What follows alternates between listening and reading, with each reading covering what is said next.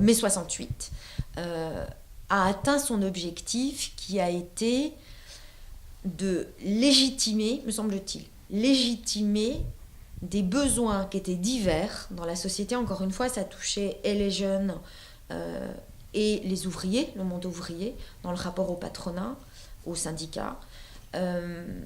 Donc je pense que mai 68 a réussi dans le sens où ça a légitimé ces demandes-là et les a rassemblées, les a unifiées, même dans une diversité incroyable. Je veux dire, ça allait du mouvement situationniste avec Debord, avec tous les slogans qu'on connaît et qu'on continue à connaître d'ailleurs, jusqu'à des problèmes plus techniques de gestion en entreprise, etc. Donc c'était divers, mais il y a eu une unité. En cela, je trouve que c'est une réussite, qu'on dise que c'était bien ou pas, mais c'est un mouvement qui a réussi, qui est allé à son accomplissement et à son aboutissement.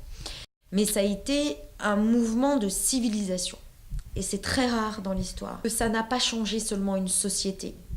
Ça n'a pas changé seulement des mentalités, même si c'est une ampleur considérable, puisqu'on dit souvent que la chose la plus dure à changer, ce sont les mentalités, que tout change sauf les mentalités. Il y a eu ce changement de mentalité, ce changement de politique, ce changement de génération. Il y a eu pour la première fois, mai 68, c'est considéré comme une classe d'âge, comme une génération. Donc il y a eu cette idée de passation de pouvoir de génération à génération. L'après 68 n'est pas du tout le même que ce qui s'est passé, que l'avant 68. Et qu'il y a eu un changement de civilisation, c'est-à-dire que mai 68 voulait changer la vie, vous savez, c'était un des grands slogans. Et mai 68 a changé la vie.